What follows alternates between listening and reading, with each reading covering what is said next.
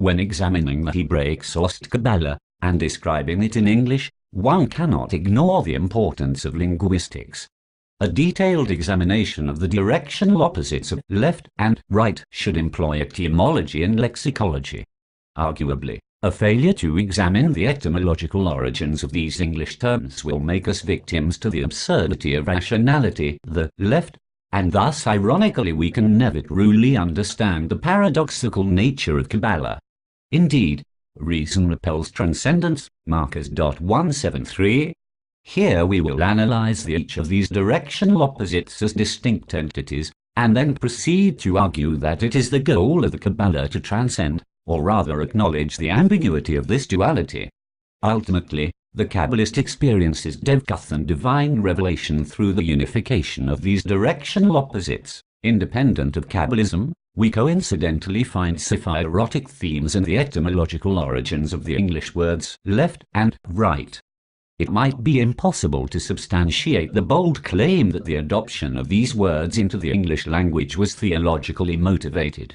However, research suggests that they were coined in the 13th century, indeed a significant religious period during which Kabbalism crystallized. In Kabbalistic terms, we can fairly associate left with evil.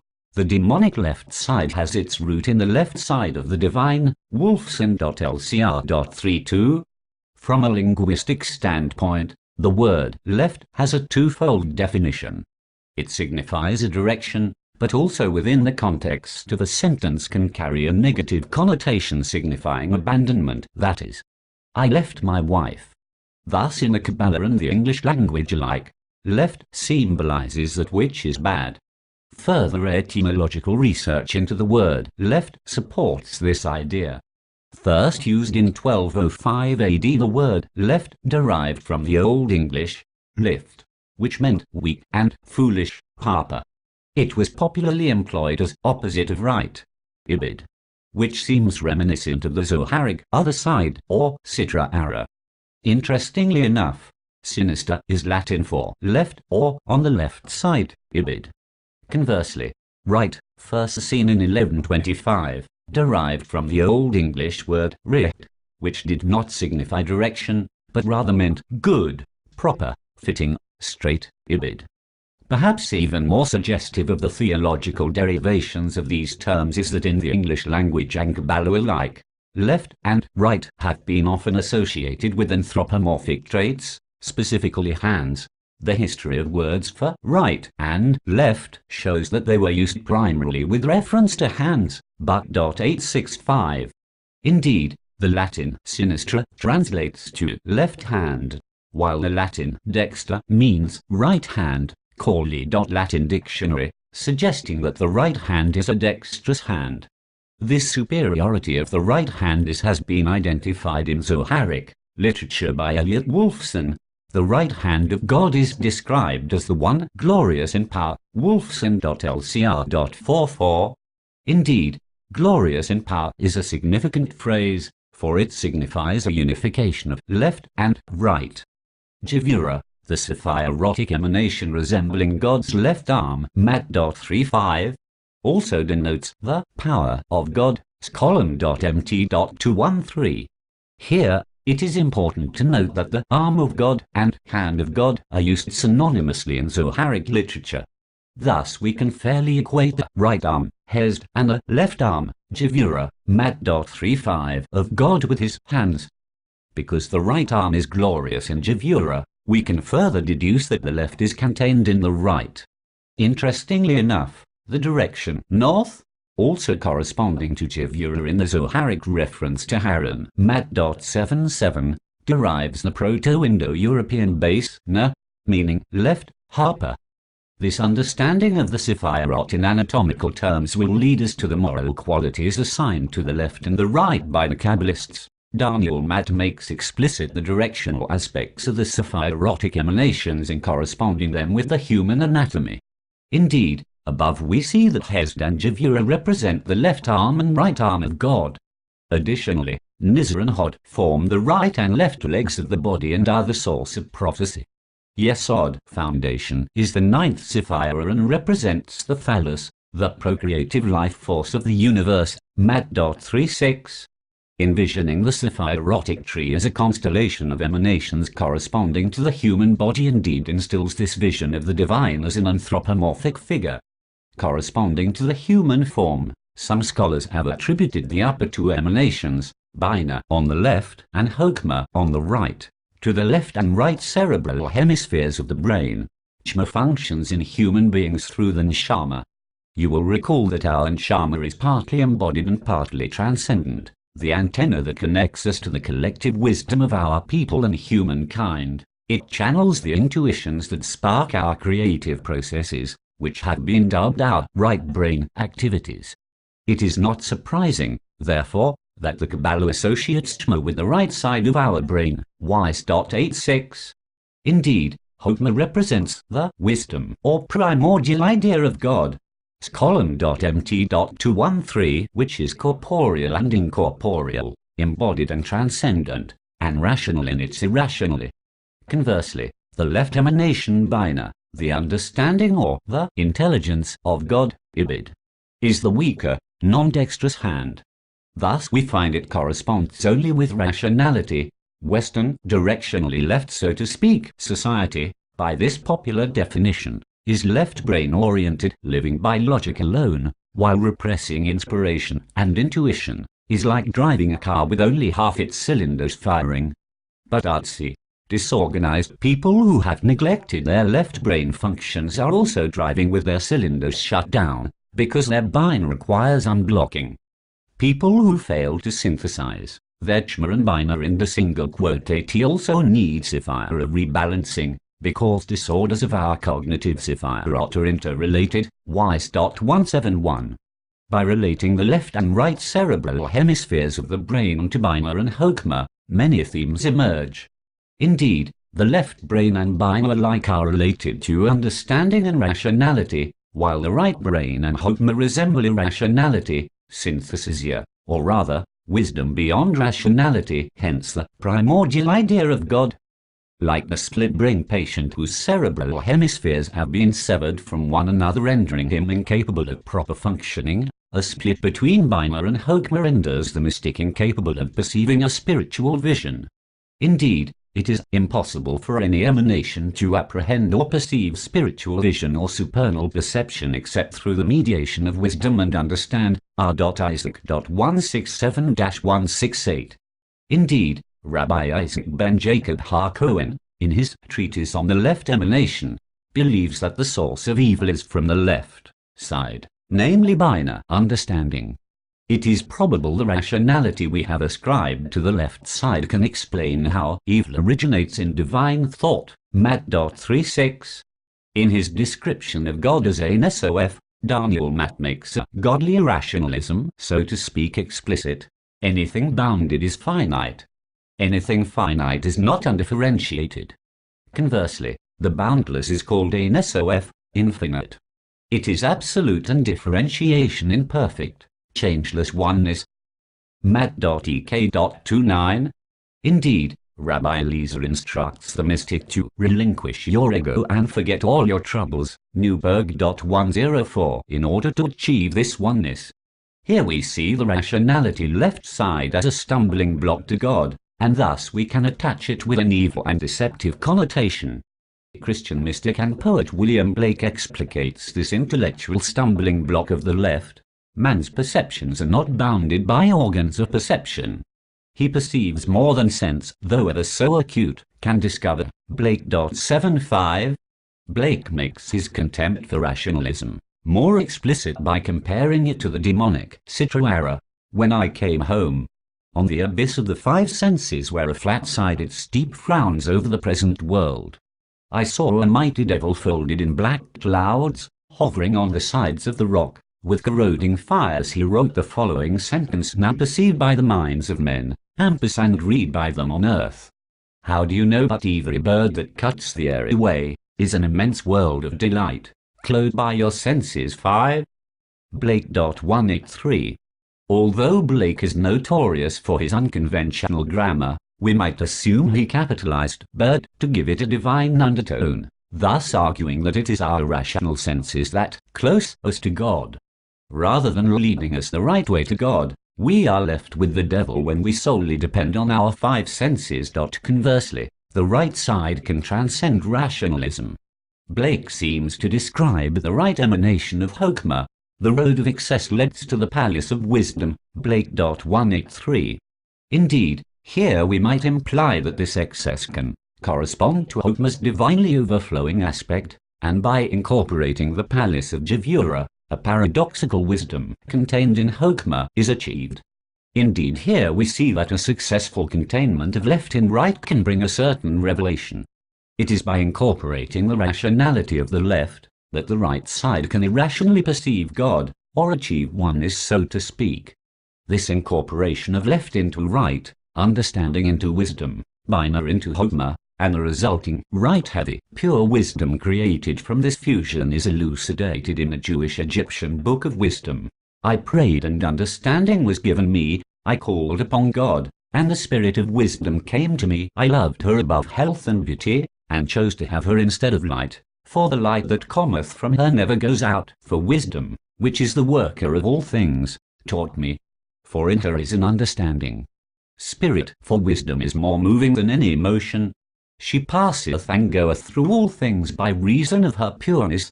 Harvey. 99. Here we see that by calling on God, we receive that right-sided wisdom, Hokmah. The light of the speculum that shines, Wolfson.ss. 214, seems to be referenced here, and can be arguably found in the right side of wisdom. Indeed, wisdom passeth through all things, Harvey. 99, or rather transcends that which is corporeal or rational, by the means of reason, ibid. That is the rational understanding of the left, bina. Zoharic sources imply that Blake's road of excess of the right is excessive perception, so to speak, as manifested in synthesis. The secret is, the eye, closed and open. Closed, it sees the mirror that shines. Opened, it sees the mirror that does not shine. Matt. 109. Later, we will examine the shining aspect of this mirror as it pertains to the left and right. Indeed, it is by not seeing that we can paradoxically have a divine revelation. Blake elucidates the value of this synthesis. The prophets Isaiah and Ezekiel dined with me, and I asked them how they dared so roundly to assert that God spake to them, and whether they did not think at the time that they would be misunderstood, and so be the cause of imposition. Isaiah answered, I saw no God, nor heard any, in a finite organical perception. But my senses discovered the infinite in everything, and as I was then persuaded, and remain confirmed, that the voice of honest indignation is the voice of God. Blake. 186. During this synthesis, truth is found by irrational perception, in other words, the right using the means of the left. In a similar vein, the Buddhist views synthesis as a means to nirvana. Mahayana Buddhist Nagarjuna, in devaluing left-sided rationality, questions the legitimacy of sensual perception in a synthesitic passage. Seeing, hearing, smelling, tasting, touching, and mind are the six sense faculties. Their spheres are the visible objects, etc. That very seeing does not see itself at all. How can something that cannot see itself see another? Nagarjuna. 10. Thus, we are misled from truth by concretized perception manifested as thought. Indeed, the end of thought is the gateway to faith. Matt. 76. By submitting to bina, we falsely understand, but by integrating bina into Hokmah, we understand the divine wisdom through this end of thought, ibid. Wolfson describes this integration of left and right as redemption for the Kabbalist. Hence, the divine act of redemption can be viewed from two vantage points: the subjugation of the demonic left by means of the divine left, and the containment of the divine left within the divine right. Wolfson.lcr.45. By combining the empirical and the paradoxical, the evil and the good, and the left and the right, the Kabbalist can experience God. Further insight into the good right and the evil left can be understood in terms of light imagery. One can speculate that the sun, the earthly source of light, rises in the east, right, and sets in the west, left, implying that right is symbolic for light or white, while the left symbolizes darkness or black. In connection to the Sephiroth, the emanation of Hest resembles God's right arm and the south, Mat.35. The word south is thought to have derived from the Proto-German Sonnen, meaning sun, Papa. Thus the above speculation finds verification in this etymological analysis of the Sephiroth. In the Zohar, our Isaac elucidates this speculation in his reference to fire. The tablets were before their eyes, and the letters that were flying about were visible in two fires, white fire and black fire, to show that the right and left are one. Wolfson.lcr.48. The images of the black and white fire are reminiscent of the Sephirotic emanation, the former being the Shekinah, and the later Tiferet. Indeed, we find evidence that this black fire could indeed resemble the Shekinah. The last of the divine hypostases is feminine in relation to the upper potencies and is thus designated by the Talmudic expression speculum that does not shine. That is, the Shekinah vis-a-vis the rest of the Sephiroth is characterized as pure passivity and receptivity. Wolfson.ss.274. In the Zohar, we see a similar allusion to the Shekinah, a light that does not shine but gazes toward the others and draws them in. Those lights are seen in her as in a crystal facing the sun, Mat.108. In these descriptions, the qualities of the color black seem to be described. Indeed, black does not shine, but rather, it draws in light. Indeed, when it faces the sun, it is completely receptive to its heat, and arguably more receptive when facing west or left towards a setting sun. Using this logic, our Isaac's passage seems to equate the Shekinah with the left. Furthermore, we can fairly speculate that Tiferet is associated with the white fire. In the next three Sephiroth, we find Hesed, grace or love, Din or Gevurah, severity or judgment, and Rahamim or Tifereth, mercy, also known as splendor or beauty, in which the extremes are united and conciliated. Column.ms.42. In this passage, Tiferet, like a white fire, is described, with luminosity as a splendor or beauty. Indeed, a white fire could not be perceived, and could be fairly equated to the speculum that shines, Wolfson. Thus, our above equation of right side, Homer, with truth and the shining speculum can be transitively applied here to the white fire and Tiferet. Wolfson makes this idea even more explicit. The prophecy of Moses our master was through a speculum that shines, for his prophecy was through the great name, face, that is, the male, Tiferet. Wolfson.ss.344n. Thus here, white and black correspond to their conventional good and evil archetypal significance. Indeed, white fire is right-sided and revelatory, while black fire is dull, perceptible, hot, demonic, and thus, left-sided. In's columns above assertion, it is important to note the unifying nature of Tiferet when considering directional significance. The necessary balance of left and right, Gevurah and Hesed, is symbolized by Tiferet.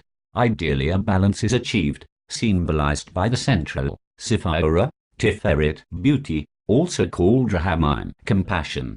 However, if judgment is not softened by love, Din lashes out and threatens to destroy life, Mat.35-6. Here we see the need for the containment, so to speak, of the left in the right. This containment, or balance, is Tiferet, which can be found in the right, allows revelation. The event of revelation as understood by the Zohar thus represents the complete containment of the left within the right in the divine sphere. Wolfson.lcr.50. The need for containment can be seen as the need for opposites. Blake elucidates the need for opposites, that is left and right, good and evil. Without contraries is no progression. Attraction and repulsion, reason and energy, love and hate, are necessary to human existence. From these contraries spring what the religious call good and evil, Blake.181. Blake thus makes it clear that left and right need to exist for them to paradoxically be one. This oneness, as Blake points out, is manifested as natural progression, necessary to human existence. This idea of progression is revealed in the Zoharic understanding of the exodus of the Israelites from Egypt to Sinai. This progression can be understood as a spiritual movement from left to right, The historical movement of Israel from Egypt to Sinai is, at the same time, a spiritual movement from the dominion of the left to that of the right. The ultimate stage of this process, the revelation of the Torah, is one in which we find the containment of the left within the right. Wolfson.lcr.52. We can go further to equate the left with the demonic by asserting that the agent of the left is Pharaoh. Indeed, without Pharaoh, there would be no evil to for the Israelites retreat from, and thus their revelation ironically was dependent on his existence. Thus the Zoharic passage, who brought it about that Israel drew near to their father above? Pharaoh. This is what is written, Pharaoh drew them near. Mat.112. Divine revelation is dependent good and evil, left and right, their integration, and ultimately their unification. The essence of the divine is ultimately understood through a unification of opposites in which their duality disappears.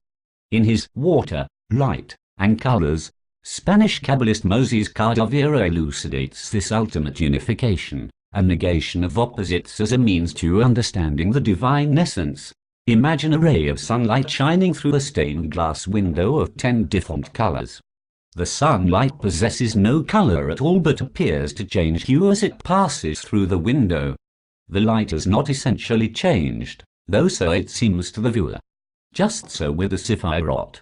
The light that clothes itself in the vessels of the Sephirot is the essence, like the ray of sunlight. That essence does not change color at all, neither judgment nor compassion, neither right nor left.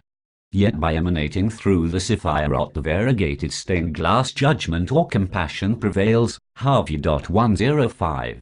Thus, the prevailing of opposites and their necessity is portrayed in the divine form of the Sephirot.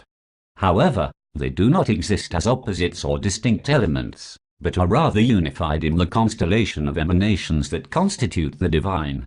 Indeed, left and right, evil and good, and all opposites exist in God. Thus the words of Blake ultimately illuminate this point when he asserts, opposition is true friendship, Blake.192, friendship indeed with a capital F.